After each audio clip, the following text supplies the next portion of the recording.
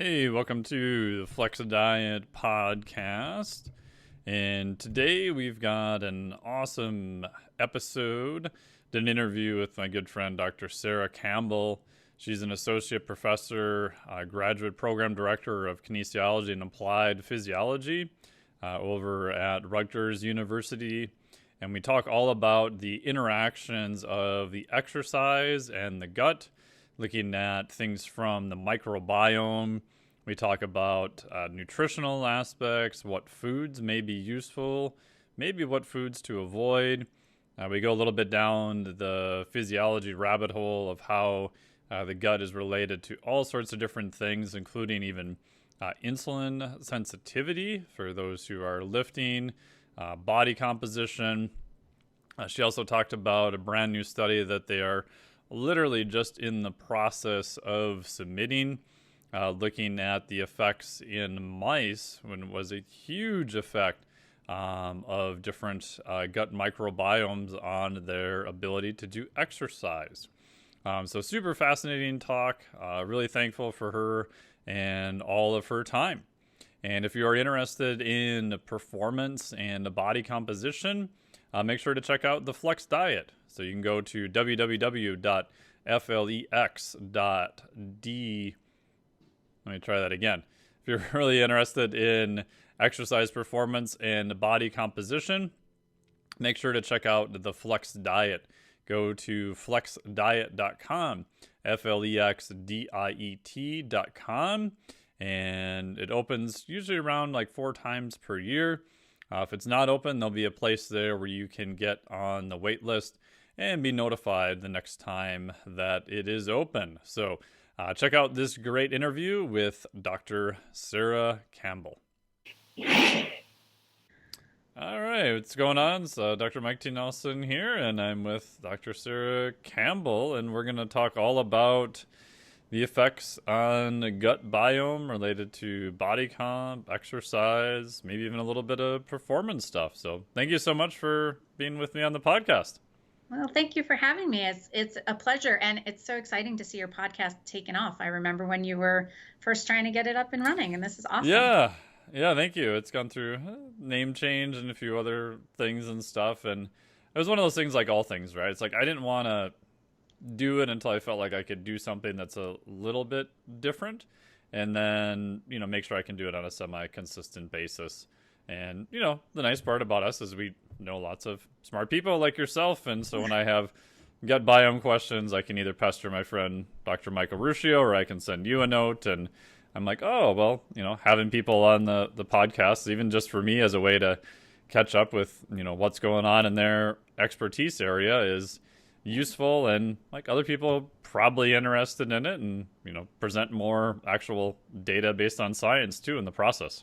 Yeah, for sure. The biome stuff has really taken off. It's been kind of exciting. And you were one of the people in before it was cool to do microbiome stuff.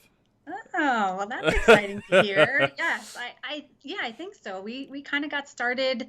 I started at Rutgers in 2010, and shortly thereafter, that I know we've talked about this story before, but I kind of did the, exercise and microbiome and got no PubMed results. And I was like, oh, yeah, but then you realize that's becomes a little bit of an issue too, because you have nothing, yes, you know how science goes, right? You kind of build on previous things. So when there's nothing there, it's kind of like, okay, where do I start? And that's when you have to start building your team. And that's what then gets really exciting, because those teammates become colleagues and then friends, and it's just that fun, safe place to bounce random ideas off of and come up with just really cool experiments to answer those questions that you hope nobody else has thought about just yet. Yeah, and that's even hard starting out. I mean, just getting stuff published and through editors and all that stuff, because even if you have like something that's super novel and super new, everyone's like, oh, we need to do more of that. But I think people also forget that by that virtue, you have less stuff to reference. The stuff you're referencing is not as direct. You're trying to get through to an editor who is like, I don't know, we're just not that interested in this area. You're like, no, this is like really cool. This is like the next big thing. You're like, right. Well, show me all the research that's been published on it. Well, it's new, so there's not a lot of stuff that's been published on it. That's kind of the deal. Right. And then right. So I think that's a harder process than people realize. I would 100% agree. And especially, there was a lot on diet that had Mm-hmm. come out first. And, um, it's sometimes, I mean, in our community, we're like diet, exercise, perfect. They match Yeah. and they go really well. But sometimes outside of our community, it's kind of like diet and exercise. Yeah. And Their own so silos. they are. And so, despite the fact that there was good evidence to suggest that diet can alter these things, thinking that, of course, exercise, I mean, we are, and I know you post all the time, physiology is complicated, Yeah. right? And there's so much involved in it and all this metabolism. And we know exercise can change that physiology and change that metabolism. If you're in this symbiotic relationship with your microbes, shouldn't they change if Yeah. you're changing? Right? Isn't that the whole point of that symbiotic relationship? So that's kind of where we were like, if the host changes all of these things, then the microbes have to adapt with it to either help enhance it or vice versa. And I think that that's that whole process that we get really excited about. Do the bugs change first? Do your training adaptations occur Well, that first? was one And of my questions. Like, how yeah, do you know? Like, one of the things I'm always obsessed with is it's actually causality versus association, but how I explain it to clients and other people is like, what direction? Like in physiology, is this a one-way street? And if so, what right, direction does it go? Or is it actually a two-way street? And I find right. that most things are two-way streets, but then it's like, well, what is affecting what, right? So if I start to exercise, I think you'd probably agree that that's probably going to change some of the little bugs in my gut. It And does. then what if I do the other thing? What if I change something on diet? Does that change the gut microbiome? And does that have an effect on maybe exercise performance or other things like that? Like, how do you kind of sort that out? Right. So those are all great questions and things we've thought about. So, um, I think there's a lot of evidence to suggest that it's bidirectional, right? That the bugs change in response to exercise, and there's evidence out there that, that marathon paper that recently came out about the lactate producing bugs that seem to be more abundant, or not necessarily lactate producing bugs, but lactate related bugs that seem to be really abundant in the marathon runners, which Yeah, clearly would makes be very sense. important for Yeah. endurance performance, right?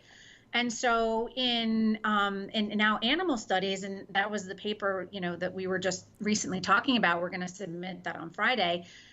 We actually depleted the microbiota using an antibiotic cocktail in Ah. mice who are trained, Huh. and they showed about a 74% reduction in exercise capacity. And that Really? was actually shown. 74%? That's Yes, friggin' massive. And I yes. know it's a running mouse, but still in mice, that's friggin' huge. Yes, so that was in the knockout. There's a special knockout that had this enhanced exercise capacity, which of course drew me in immediately. Yeah. I'm Is like, that oh the my. running mouse lineage, so to speak? The treadmill running Yes, mice? Yeah. yes. And it's a Danilo cyclase 5 knockout Okay. mouse that we work with one of our collaborators at Rutgers Newark. But the wild type mouse, this is like the normal, Yeah. still Free had running mouse. about a 55% reduction in Wow. exercise capacity. So it was really That's big. huge. Journal of Strength and Conditioning 2015, Shu, HSU et al., actually showed a very similar finding. Hmm. They had a study where they looked at a germ-free mouse, which is basically the mouse in a bubble kind of thing, Mm-hmm. right? A mouse who's kept completely sterile. Then they added a bee, fragilis, to one of the cohorts. So we call that notobiotic because it's a known then strain Ah, being put okay. into a mouse. And then they had an SPF, which is specific pathogen free, which basically is a mouse that has all of its microbes, but not the ones that make you sick, right? Because that's going to confound. Right. And so having all of your microbes was the best. Then one microbe was better. And then again, those mice with no microbes had the lowest exercise capacity. Hmm. And there's actually at least two other studies that are out there because we're referencing those in the Sure. paper we're about to submit. So it's a very consistent finding now that when you have depletion of the microbiota, that it reduces exercise tolerance. So there is definitely exercise being able to change the microbiota, to increase butyrate bugs and B coat, the enzyme to make butyrate and butyrate concentrations. But there's also this opposite direction, like you were talking about. If you have no microbes, then the host really can't exercise. So, while we're still working at causality and even time course, like how Sure. does this change or how does this regress?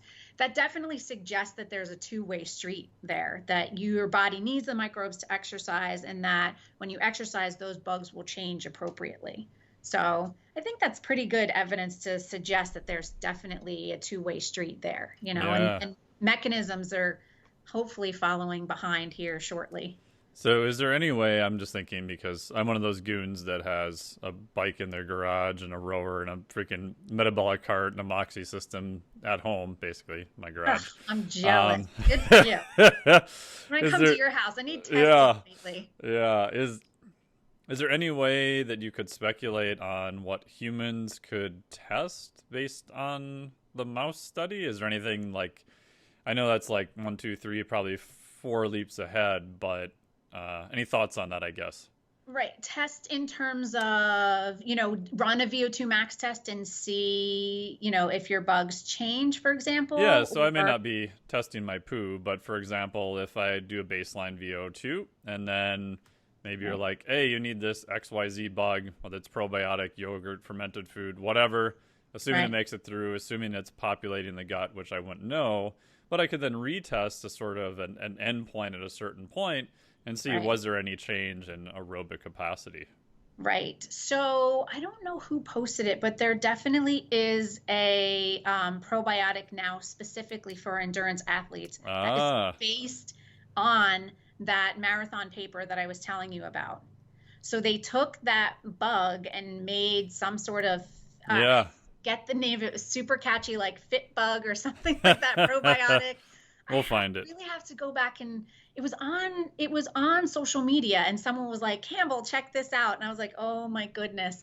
And so, a couple of thoughts come to mind is that, first and foremost, how do we tease that apart for sure? Right. Right? Because a natural adaptation to exercise is the training result, Right. right? You should naturally get better over time. So how do you split apart whether it's the overload that you're applying, say, to the skeletal muscle, whether it's the overload you're applying to the gut?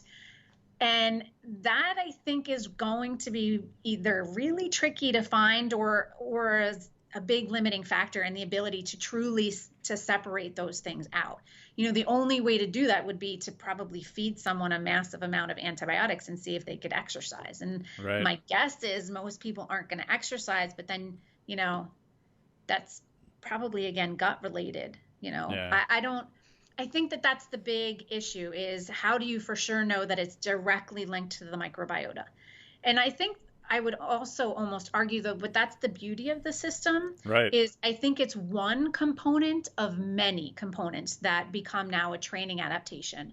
And I just, wrote a paper to support a colleague's paper who won a paper of the year award, and really kind of saying, hey, this is a great recognition, if we can get there, of ACSM at the time, to maybe start recognizing that exercise adaptations or changes to the microbiota is actually a training adaptation, Mm. right? Like if you exercise, we add that to hypertrophy or increased VO2 max, Yep. or some aspect of a result, because there's been a couple of papers, one in particular, and I don't know how many people have seen it. They looked at competitive swimmers over the course of, kind of like a preseason versus intense training versus tapering for events towards the end of the season.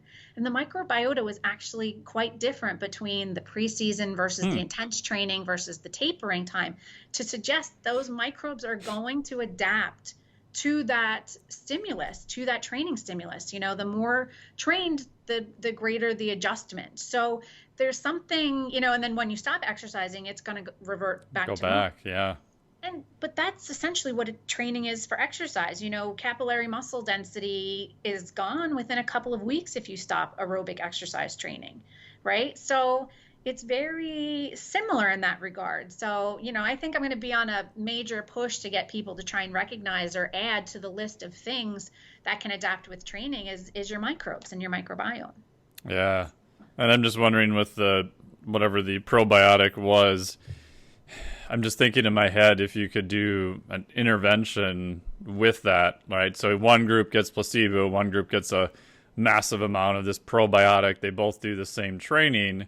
do we see that much more of a increase? Again, this assumes a probiotic makes it to the gut, has an effect, all those other Right. things. Right. But if you did it as an outcome-based study, right, you True. would know the Yep. outcome. You wouldn't probably know mechanism per se unless you did a fair amount Yep. more detailed work. But that would be super interesting too, because I'm sure there's people promoting this probiotic already, and I'd be very interested Right. if they've done that. Right. I would too. I would too. And the one thing that you always have to worry about when you see things like that come out or anything like that is then it becomes, the thing to do as opposed to, oh, Sure. well, I'll take this probiotic and then exercise better without the Yeah, training part of yeah, it, right? It's almost yeah. like I'm going to take this and I'm going to have all of these bugs that all of a sudden will make me run 5 miles. And it's Yeah, like, that isn't quite how it works. probably not. It could be helpful. Again, I think that the idea is to think it works in symbiosis with you, right? If you're exercising, your bugs will become exercise bugs, right? And so that's the part that really should be getting out there, and exciting. Yeah, I always think it's fascinating if we go back even just history of physiology in general, like all the stuff we thought was not really plastic, right? Doesn't have the ability to change. Just I think without exception, like almost all of that has changed, right? We used to think like bone doesn't take, it takes forever to adapt. And then they're like, oh my God, people are getting osteoporosis. And we throw people in outer space and they get like massive bone loss without any, Right. countermeasures. And Right. for a while it was the brain, once you're older, like there is no neuroplasticity. You lose neurons and you're just going to get worse. And now we're like, no, that's not true. And now it's like the same thing we're finding out about the microbiota. It used to be, it's just kind of fixed. It's kind of whatever. Like, it probably doesn't change a Right. whole lot. And Right. I think there was a study, I can't remember, you probably know, of someone traveled from, I think, the U.S. to, is it Africa? And they started measuring their gut microbiota on different days. And I think within like a couple of days, it was different. Right. Just from being in a different environment, different foods, everything else. So it appears Right. to change relatively fast. To what degree, and I'm not really sure per se. Right. And so it does appear to change fast.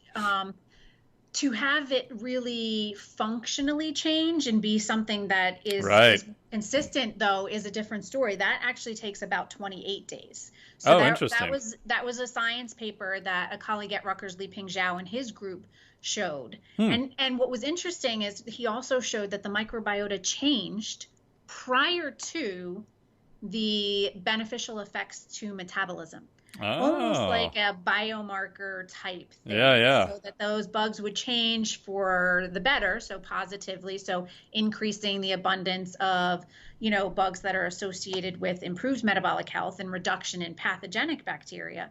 And then they saw the improvements in insulin resistance Hmm. and things like that, because type 2 diabetes was a major outcome for Li Ping's group. Huh. So yeah, so that is really interesting. So I think it can change, but I think if you're looking for that kind of consistent functional change, it's got to be a little bit more over time, because if that person then ate those couple of things, flew back to the US and Right. started resuming, that would then go back. So it is plastic, but it is resilient in some way, right? It kind Yeah. of gets established those first couple of years, and we know that.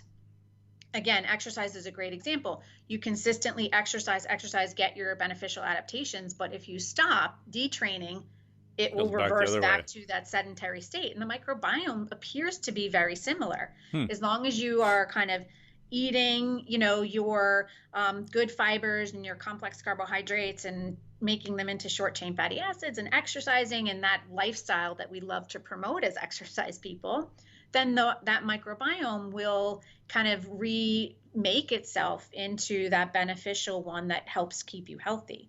If you stop that, it will kind of go back to what it was like when it was first, developed those first several years of your life. Huh. So That's very again, that's similar why I to, get so excited about it being like a training adaptation, because it yeah. really does kind of follow some of the very same, paths as what most training adaptations you think with exercise. Yeah, and I think the aerobic one too is very interesting because it sounds very similar to that, right? So VO2 max, right, for people listening, obviously a way of measuring aerobic capacity, aerobic exercise, the effects. Like the Heritage trial, which is done at the University of Minnesota, showed that a high percentage of that was actually genetically determined, but everyone could still exercise and still get better at it. So if you stopped exercising, you would kind of fall back to whatever that sort of theoretical Right. genetic part is. Because one of the guys, Art Leon, was one of my professors when I was at the University of Minnesota. So he was saying that they wanted to look at genetic markers between people. So they would have like the parents and the kids and stuff would come in. So they're trying to find, direct relatives. And he was saying it was funny that they would have some of these Harley biker guys that would come in with their kids that smoke and drank, never exercised at all. And some of their VO2 max were higher than people who had actually been exercising, Right. which is kind of fascinating in some way. And everybody could do better with exercise, Right. but it's kind of similar, it sounds like, with the microbiota, where we can make changes to it, but it'll just kind of fall back to sort of a baseline once we remove that stimulus. Yeah. So that's, I know a little bit we were early, and I don't know if we can get into it now, but I think a little bit is that's what the probiotic thing is, right? I mean, if you start a probiotic. That was one of my questions. Right. So, but so it would be almost similar, right? If you start a probiotic, you almost have to consistently take it, because once you stop, again, you're not introducing that bug artificially anymore. So that's typically why. And again, there's no evidence to suggest probiotics are harmful. They, Right. They are efficacious. They're particularly efficacious, especially during like antibiotic treatment. Sure, You you're definitely wiping out other ones. Yeah. Right. So you definitely need that, supply.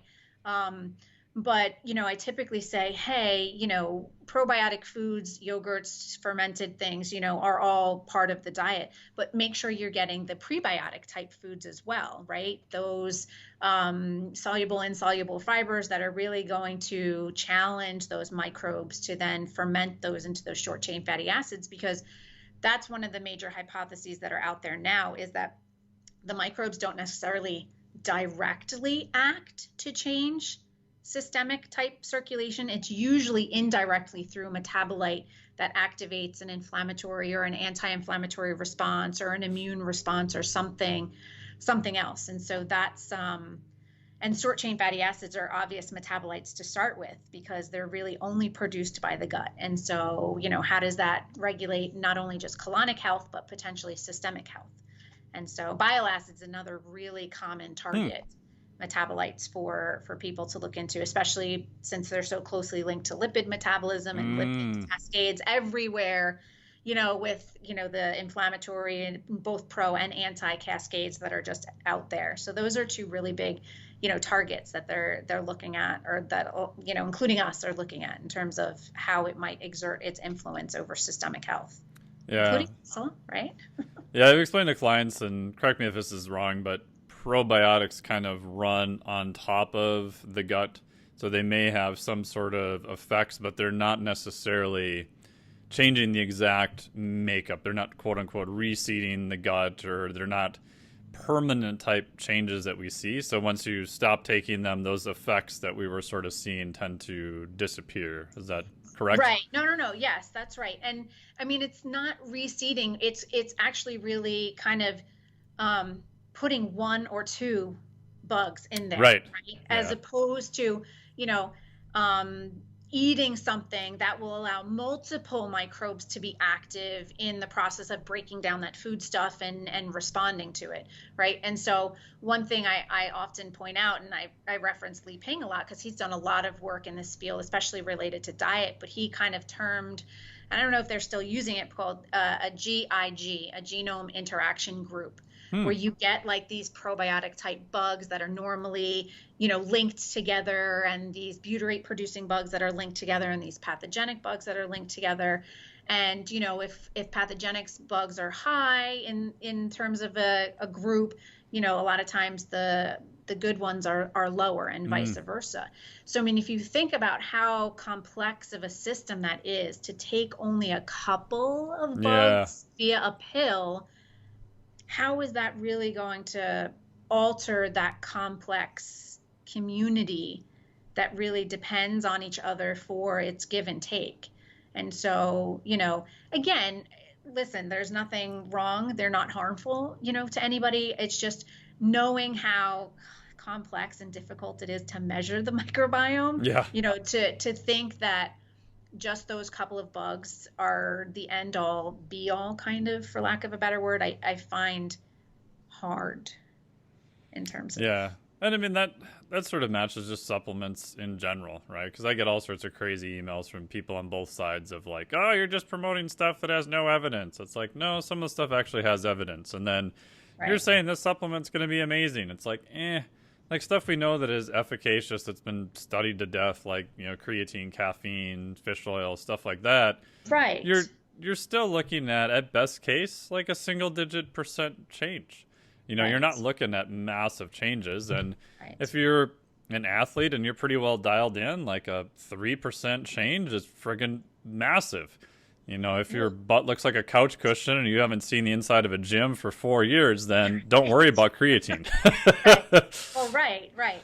And it's all relative because, science sometimes gets bogged down with statistical significance. Right. But, with performance and with athletes, there's a big difference between what's statistically significant but clinically relevant, yes. Or performance relevant for them. Shaving 2 seconds off a time might not seem statistically worth anything, but to that person who it makes a difference between, you always say the gold and the silver, or the silver and the bronze, that's an enormous difference. And that's a huge push for that person, and so I think people have to weigh that, and that all comes in that individual differences principle, right? That not everyone's going to respond the same way. And so I think sometimes that people just don't allow themselves to be that N of one to figure out what works for them, right? I would argue that's almost the fun part sometimes. Like, oh, I definitely did not like training for that. I trained for a half Ironman. I'm like, I will never do that again. That's brutal. Once I did it. I can say, did you do it? I did. Did you like it? No, I will never do it again. Sprints are a totally different thing. That's like a 90-minute thing. It kind of like goes with the soccer training I did when I was younger. Good. But, you experiment. I'm sure you do the same thing, trying to figure out what works for you and what doesn't. And I think it's hard to convince people to do that with themselves sometimes. Yeah. Little phrase I stole from someone is that kind of research kind of points the way, but me-search kind of gives you, quote unquote, the answer for you. Yes. And that's the hard part, is that you may not know mechanism. You're probably never going to know why. And just because it worked for you doesn't mean it's going to work for like the next client I have either. Right. But I could argue that with the clients I have, like, they don't care. Like, they got better, their cost was less, so they a lot of times don't even care about the research per se, because they're, in essence, paying me for a result, which I get, and then you've got all the debates online about this worked for me, so you need to do it, and we don't need research. It's like, no, you need both of them, especially if you're working with individual athletes too. So they're both important. Right. And, that's true, not just for performance, but trying to integrate that dietary aspect, because that dietary, especially if we're talking about gut, right? Because that diet can really have profound influences on gut, but that doesn't mean your gut's going to like it. Right. Yeah. I mean, I know, and I've been trying to do it, and I'm like, it's been just a struggle GI wise. But I've been trying to do, my workouts in the morning because it's been so hot, and then come home. I'm like, all right, I'm going to do some eggs and some Ezekiel toast and get some milk in there. I'm like, yes, I'm getting everything. And then like IBS, I have no gallbladder. All these things are like 20 minutes later, they're like, nah, like how was that on the GI? I'm like, yeah, not so good, So, it's this whole me-search thing. It's a give and take. Okay, like I know I should do that, but it doesn't seem to. So I've got to figure something else out. Like what's gonna work? And I love that term, me-search. I don't know that I ever really heard that, or at least said like that before. I'm like, I love it. Yeah. So cool. And going back, I have to ask about, was Dr. Li Ping, you were saying, was looking at gut bugs and insulin, I think you said, correct? Inulin. Well, right. So he uses inulin as a prebiotic. Oh, inulin. Okay. But he does look at insulin resistance. That's so what type 2 diabetics is his outcome. So he uses inulin to look at insulin. Yeah. How does that work? Like, what is the proposed mechanism? Because to me, that seems like a big jump, although I know it's probably not. I just don't know what's in between. Right. So the idea is that the inulin is a very easily obtained prebiotic Yep. in lots of different aspects of diet. And he's a big diet person, not as much exercise, but a big diet person. So the idea is to consistently feed this prebiotic type food in high concentration, along with a very, he calls it his proprietary, he has a very traditional Chinese medicine kind of approach to the diet that he gives. And then what he does is the proposed mechanism is that does change the microbes that ferment the short chain fatty acids, in particular, changing the ratios to promote acetate and butyrate. And those then metabolites will then act to regulate pathways that promote glucose handling, glucose uptake, insulin sensitivity, and so forth. So that science paper is definitely cool. I'll have to send it to you. Yeah, I'm definitely interested because I'm always curious then too if that increases the body's ability to use fats also then, right? So now, like, so we know, and obviously I'm biased because I study metabolic flexibility. We know that type 2 diabetics, right, they have this problem with carbohydrate handling. But on the other end, as the disease progresses, they actually have a problem using fats also. So they're getting scrunched on both ends of the spectrum. And a lot of the Right. newer data shows, again, that's probably a two-way street. Like you get better at handling carbohydrates, a lot of times that can result in an increased ability to use fats. And if you get better at using fats, I've seen like people's blood glucose go down. Like those both, we used to think, like going back to the silos, that these things were completely different and not really linked with each other.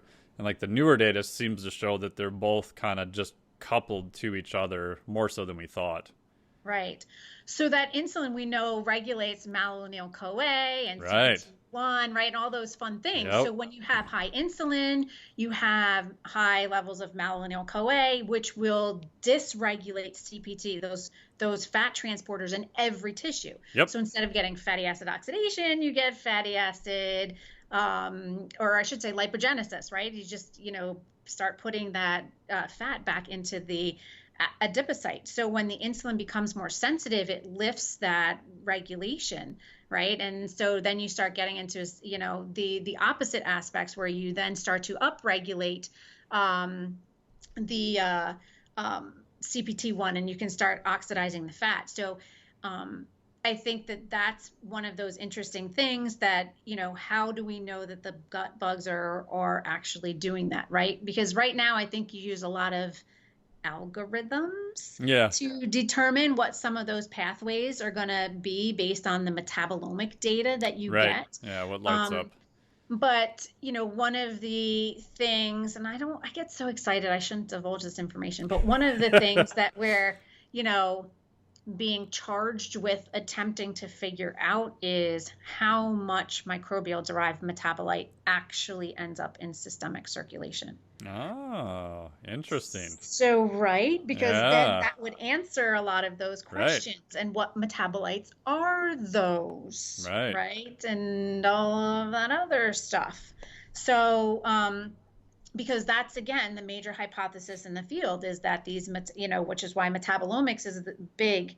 Metagenomics is big too, but metabolomics specifically, because those metabolites are being proposed as the way that the microbiome indirectly promotes health. And Ah, so, okay, I gotcha. think that would help answer some of that metabolic flexibility question that you're asking, because what if I told you, certain metabolites are ending up in circulation, and we know that Yep. those linked to either insulin sensitivity or, insensitivity. That will start to explain a couple of things and trying to work that way backwards. So right now we're trying to figure the hell out how to get some things going in terms of diet that will allow you to kind of see how that travels through the system, Yeah. where it ends up. Yeah, and that's fascinating too, because like if you go back in history, we used to think that fat cells just sat in their fat asses all day, did nothing. Now we're like they're probably one of the most metabolically active, especially from a signaling hormone specific thing. Leptin, just go down the list, adiponectin, whatever. Right. We used to think the same thing about muscle. It just does contraction. Now there's all these different myokines that have been discovered, and I think BDNF is supposed to be more secreted by muscle now, and it's just uptaked in the brain. And Like the more we look at all this stuff, we're realizing that everything is kind of more interconnected than we ever imagined before.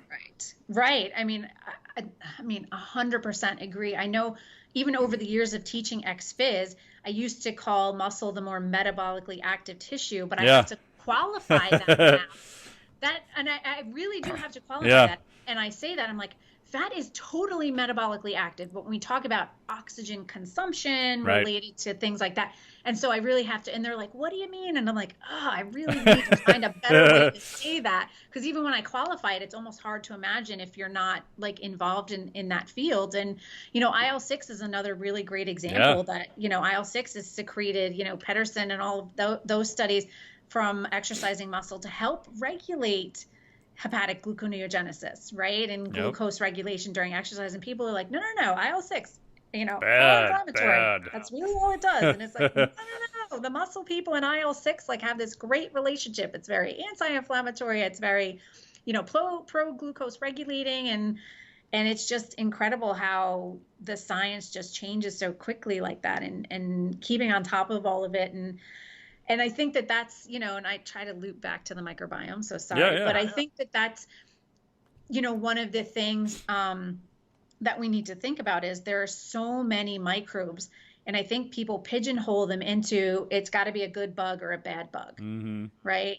And, one of the things we found, we just had a paper come out in Scientific Reports, and, this really healthy, over-exercising animal that I was just telling you about that we're getting ready to send out when we knocked out its microbiome and couldn't exercise anymore. We found that a lot of the microbes that seem to be really abundant in this really healthy animal tended to be labeled more pathogenic. And it's like, well, that's really interesting. But the idea is, well, they tend to be labeled that way. Do we know for sure that that's how they're always acting? Right. Because clearly you have this very healthy phenotype that seems to be insulin sensitive. It seems to be obesity resistant. It seems to be able to exercise. It seems to have a decreased sympathetic tone. It was Dr. Vantner's the cardiologist who kind of thought up the whole AC5 because it's a cardiac isoform. And yet there seems to be this very interesting mix of good bugs and bad bugs that seem really abundant. And so, the bigger question is, okay, well, just because they're abundant, does that mean they are the ones that are overly active? Right. Are they active or are they just hanging out? Right. Because you're looking at what's present, not necessarily what it's doing. Yes. 100% correct. And so we just automatically assume that abundance means importance. Right. That abundance means activity. And I think, again, those are some of the things. So this grant we got. So not only have we been asked to do that with the metabolites, but we want to employ a technique called stable isotope probing to look at who's consuming or producing stuff. So you're looking at activity now. Years, so maybe we should reschedule a visit for like 2 years from now to let you know how it's going. But I think those kinds of questions are the mechanisms that most people are really craving in the fields, and the studies really need to start getting in that direction. Because while there still needs to be classification, don't get me wrong, the microbiome is complicated, and there's microbiomes in lots of places, including skin and nose and respiratory tract and all those places. So there's still a place for classification. But I think the days of only having classification as part of a study or a paper are largely over now. You really need to get at your classification and then go that little extra step to say, hey, what else is going on here? Because I think that that's where the field is at. It's like classifying is still good because there's still so much we don't know, right? I mean, of the identifiable species, microbes, it's still maybe 1,000 or 2, and I'm like, well, there's 10 to like the 14 in the gut. And to say that we only know about that many is like, we have such a long way. So classifying those will help us add to the list of microbes that we know are present in the gut. But that's the mechanism I think that everyone's looking for.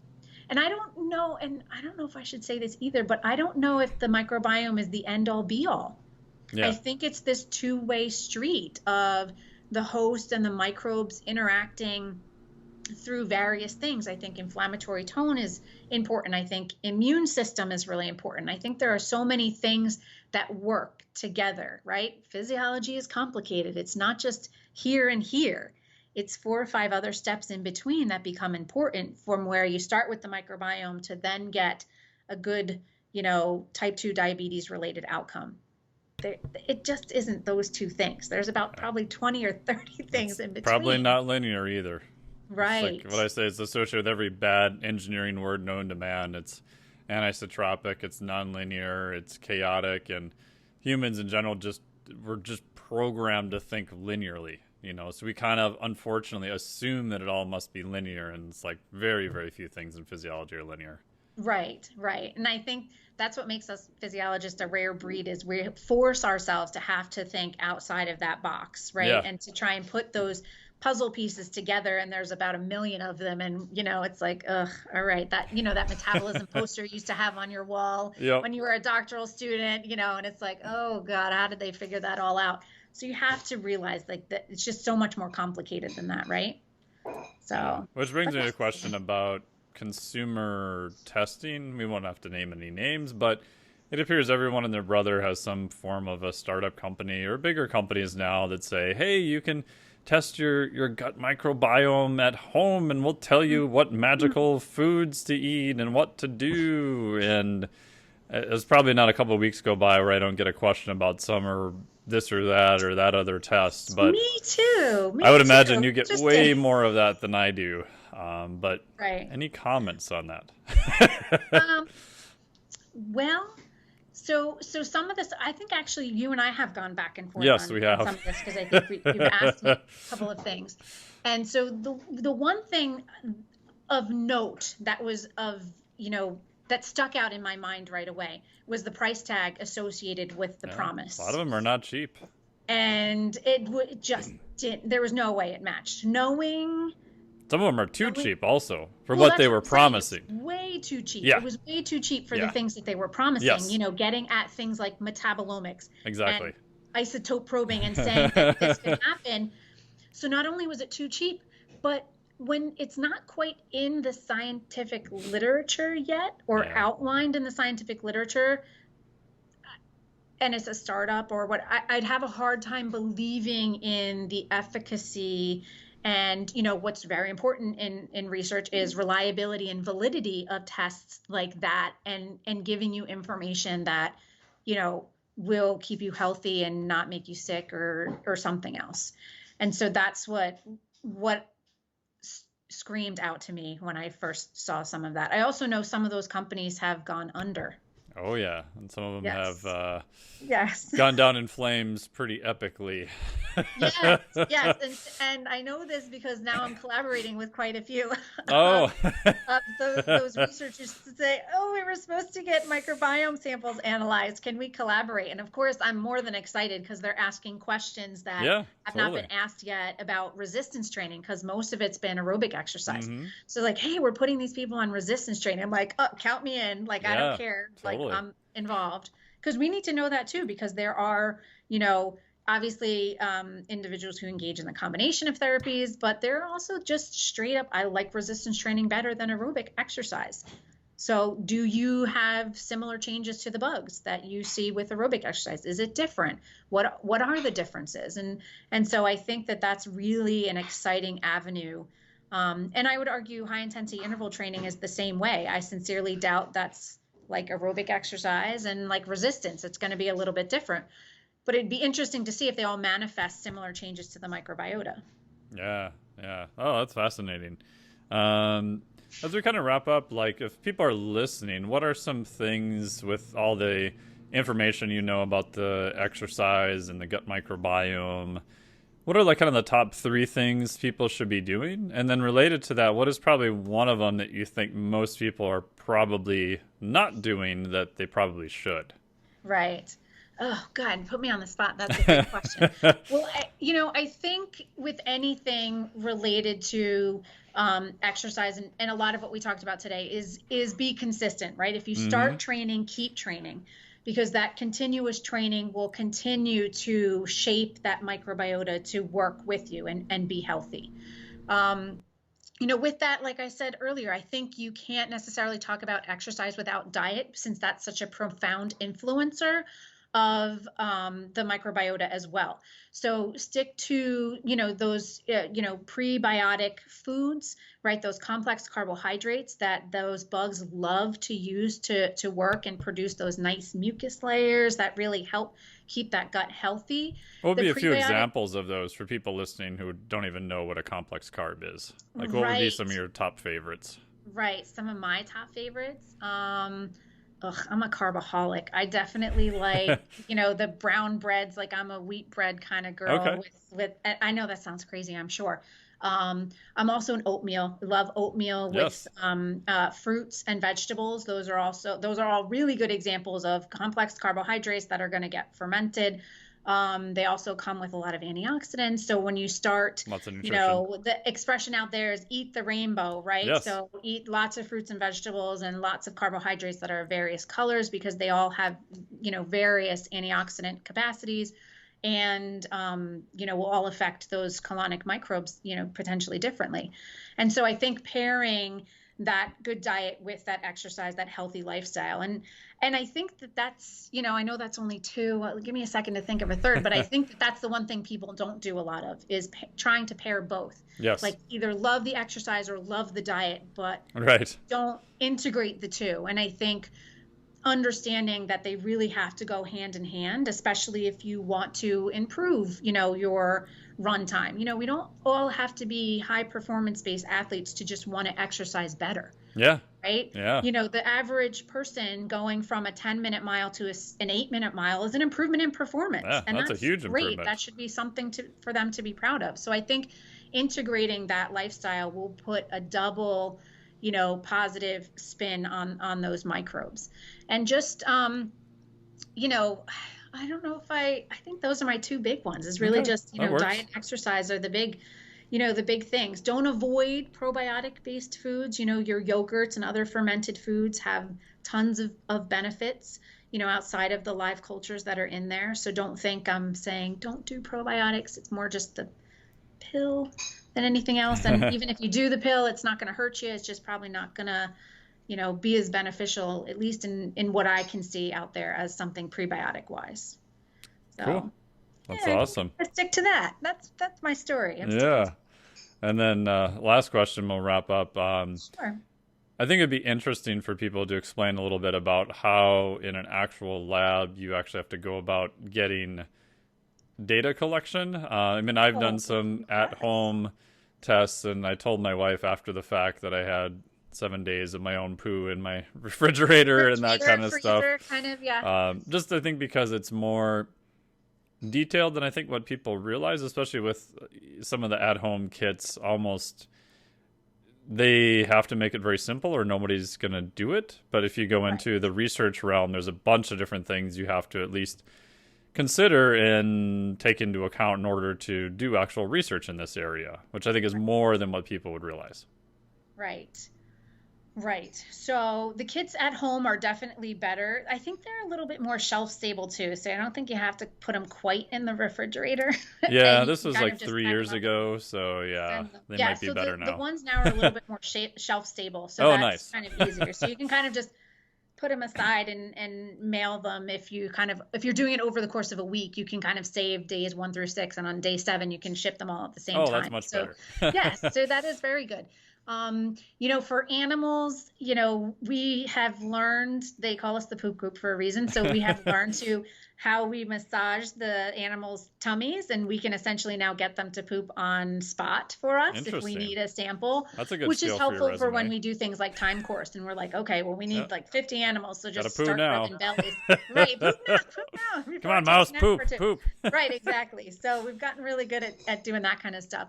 But what the things that you have to remember is, then it is, and, I wish I should have brought that slide, but then my PhD student who's getting ready to defend has an outline of the process. And we have it, the wet lab and then the dry lab. Mm, And it is, extraction, amplification, library, cleaning, so forth. And then you get to the dry part where it's like base calling and all this 15-step process just to get at what bugs are there. And then you have to sort out who is who, Yeah. right? And so, I mean, it is an extraordinarily long process, and there are multiple ways to do it. And each way is a little bit different because it depends on, where you hit that DNA, is it this many base pairs that you'll get in the end versus this many? Short reads will go anywhere from 150, to maybe 500. We tend to do more longer read operon sequencing where we can get 5,000 base Oh, pairs wow. and get down to, species and strain level things, but it takes months, Yeah. months. I mean, papers take quite a bit of time to just, do the study. I mean, if you're looking at a 12-week study and then, you're looking at probably at least a year or more later till you can get the Oof. paper Yeah. ready. So, Yeah. Because I think the general consumer would think, oh, I just poo on this thing and send it in, and they just put it in a machine, and out comes the answer. yes, yes, yes. No, it takes a lot of time to do that. I mean, you have to especially, prepare these samples. It's not just you get the DNA, then that you have to make that DNA, make sure that DNA is intact and amplified and tagged so it then can get read properly. And, depending on what you use to, call up those bases and so forth. So it's quite cumbersome, but we love it, and we wouldn't have it any other way. And I think it's exciting to be on that forefront to help contribute to that body of knowledge, not only for what we're seeing, but even the techniques and the processes used to do it, because that's the great part of the scientific community, is to share that information to make it easier and helpful for others looking to do the same thing. Yeah, and the good part is historically all of that generally gets easier, right? Rarely does it get harder. Sometimes it does, but I know just having done some complicated stuff in the lab, not gut stuff or anything like that, I keep thinking, I'm like, oh man, students like 10 years from now are not going to do any of the stuff that I did now. It's going to be way easier. And sometimes that frustrates me, and sometimes at least that gives me a sense of relief. Right. Right. And it's true, as the technology, I mean, even in the last 5 years from when we, published our first, or 4 years, our first big paper came out in 2016. And in 2020, the pipeline we use for that analysis is totally different. Yeah. Totally different.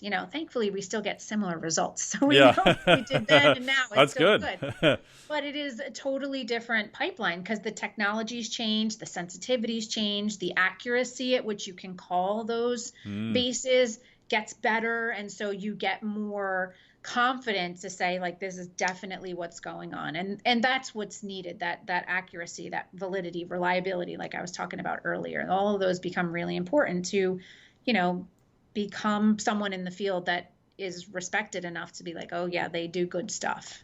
Yeah.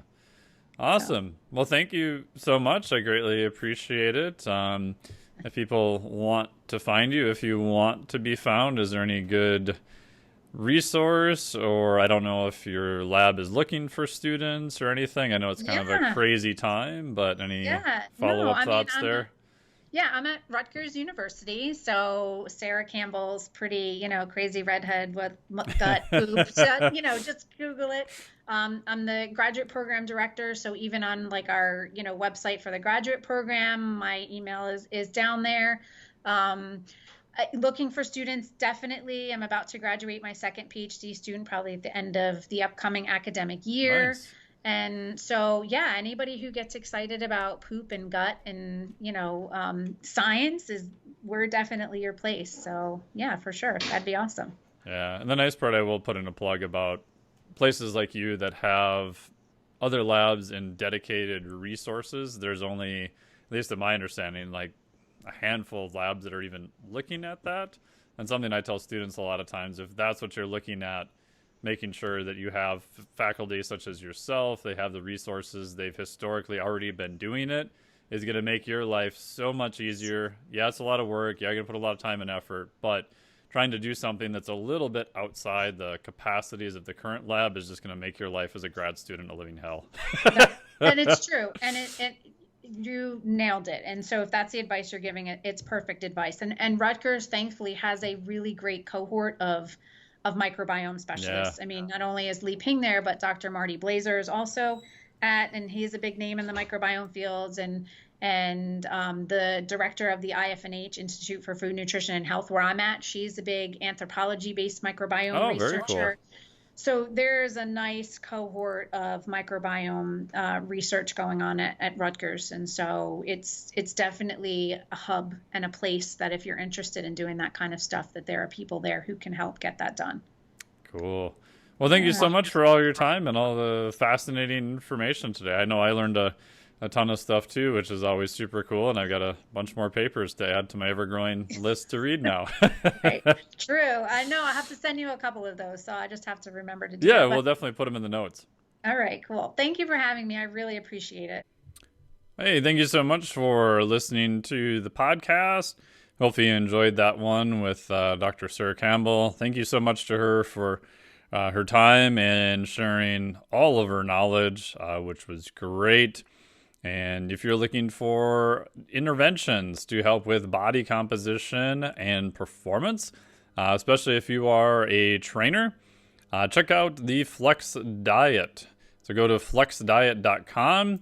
There's a certification on metabolic flexibility and the combination of that with flexible dieting. It's about over 30 hours. And we also have lots of great interviews there with everyone from Dr. Stu Phillips, Dr. Eric Helms, who's been on the podcast here before, Dr. Dan Party, and many others. And if you're interested in the nutrition and recovery aspects of body comp and performance, go to flexdiet.com, FLEXDIET.com, and thank you very much.